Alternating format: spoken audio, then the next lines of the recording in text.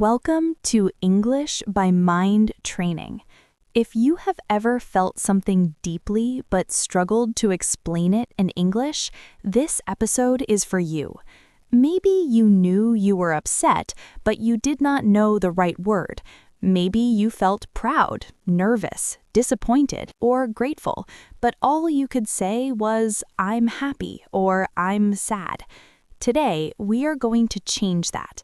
My name is Sarah, and in this episode, I will guide you step by step on how to describe emotions clearly, naturally, and confidently in American English.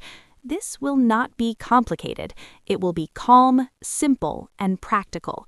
By the end, you will have new vocabulary, better expressions, and more confidence when speaking. Let's begin with something important. Emotions are not just vocabulary words, they're experiences. When you describe emotions well, people understand you better. Your conversations become deeper, your English sounds more natural, and most importantly, you feel heard. In American English, emotions are often described in three main ways. First, with basic feeling words. Second, with more specific descriptive words. Third, with expressions and phrases that show intensity and context. Let's start with basic emotions. Most learners already know words like happy, sad, angry, scared, and excited. These are important, but they are only the beginning. Think of them as the foundation. For example, instead of saying, "I'm happy," you can say, "I feel joyful," "I'm thrilled," "I'm delighted," or "I'm content." Each word carries a slightly different meaning. Joyful feels deep and warm. Thrilled feels energetic and intense. Content feels calm and peaceful. Now, let's explore sadness.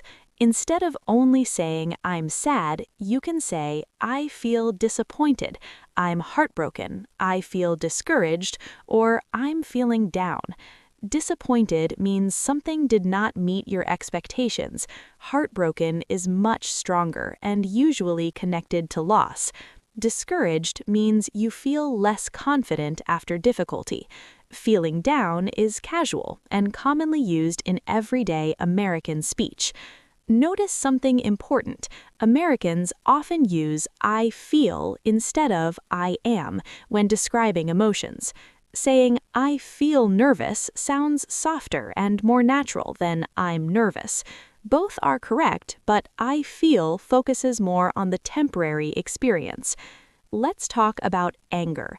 Instead of just saying "I'm angry," you can say "I'm frustrated," "I'm irritated," "I'm upset," or "I'm furious." Frustrated often happens when something is not working. Irritated is lighter and often used for small annoyances.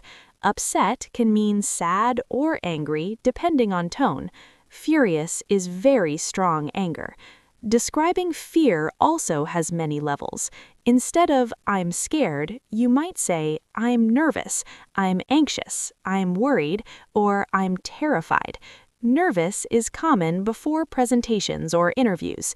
Anxious is deeper and can last longer. Worried usually focuses on a specific concern. Terrified is extreme fear. Now, let's move into emotional intensity. In American English, adverbs help show strength. Words like very, really, extremely, incredibly, and deeply add emotion. For example, "I'm really excited about this opportunity," or "I feel deeply grateful for your support," or "I'm incredibly proud of what you accomplished." But here's a tip. Instead of always adding very, try choosing a stronger word. Instead of very happy, say thrilled. Instead of very sad, say devastated. This makes your English more powerful and natural. Another important way Americans describe emotions is by explaining the reason. Instead of stopping at the feeling, they add context. For example, "I feel relieved because the exam is finally over," or "I'm grateful that you took the time to help me," or "I was embarrassed when I forgot her name." Adding because, when, or that gives clarity and makes your speech smoother. Let's practice expanding simple sentences. Instead of saying, I'm tired, you can say, I feel exhausted after working 10 hours today.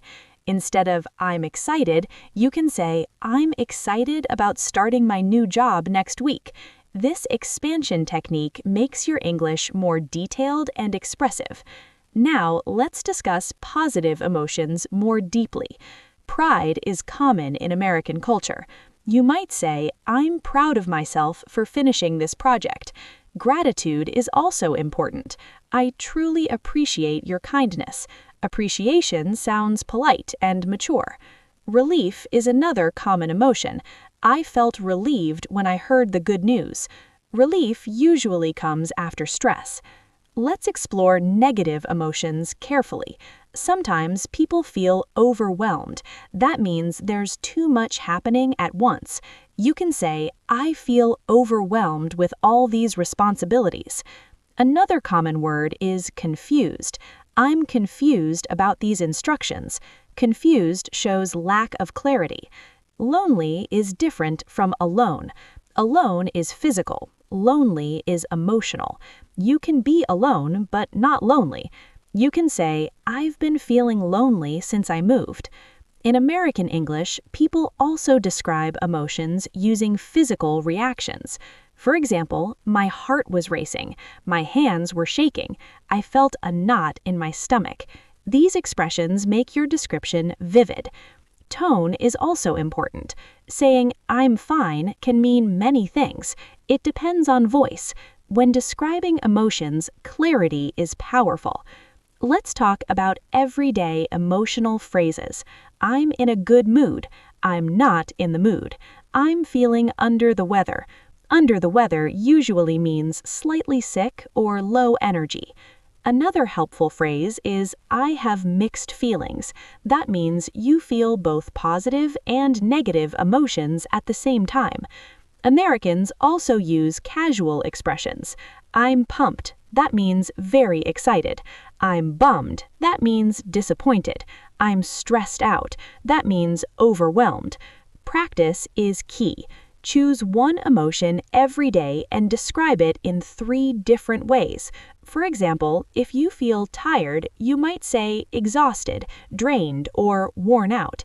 Reflection builds vocabulary. At night, ask yourself, what did I feel today? How can I describe it better? Confidence grows when vocabulary grows. The more words you know, the more precisely you can speak.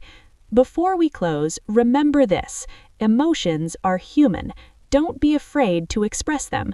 When you describe emotions clearly, you connect with people more deeply. If this episode helped you, subscribe to English by Mind Training. This channel is designed to help you improve your English speaking naturally and confidently. Keep practicing, keep expressing, and keep growing.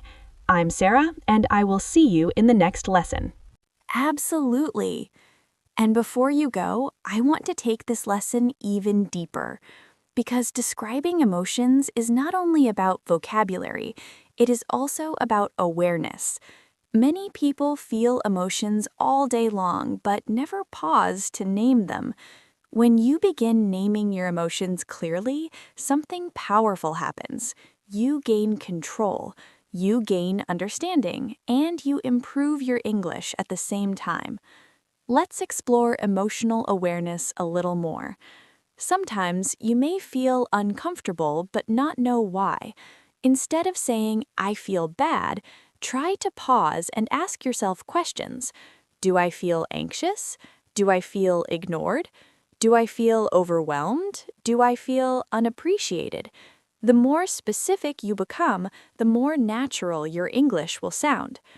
For example, imagine you had a long day at work. You might first say, I am tired, but if you think more carefully, maybe you feel mentally drained. Maybe you feel under pressure. Maybe you feel frustrated because something did not go as planned. When you replace general words with specific ones, your communication becomes stronger. Another useful technique is comparing emotions. You can say, I was nervous at first, but then I felt confident. Or, I felt disappointed, but later I became hopeful. Showing emotional change makes your speech dynamic and interesting. Americans often describe emotions in storytelling. Instead of just stating a feeling, they explain what happened and how it affected them.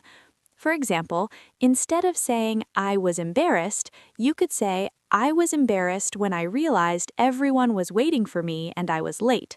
This gives context and creates a clearer picture. Let's talk about subtle emotions.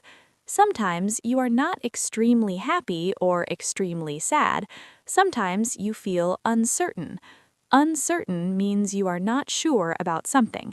You might say, I feel uncertain about my decision.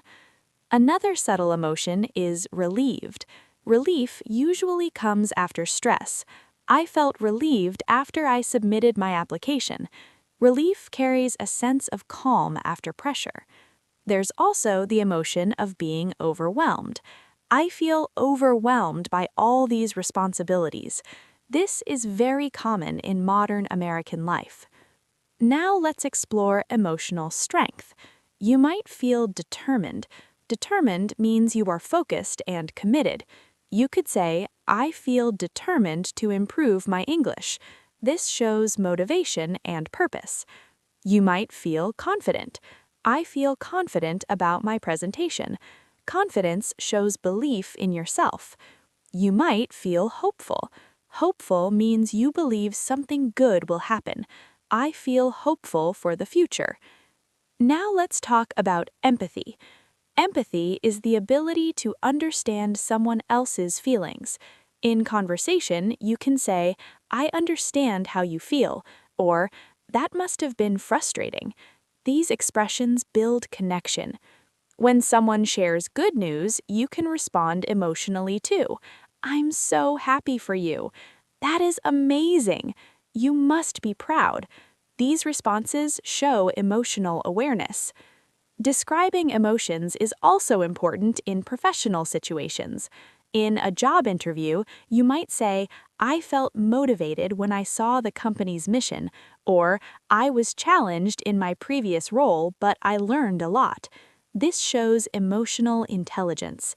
In daily conversation, simple honesty works best.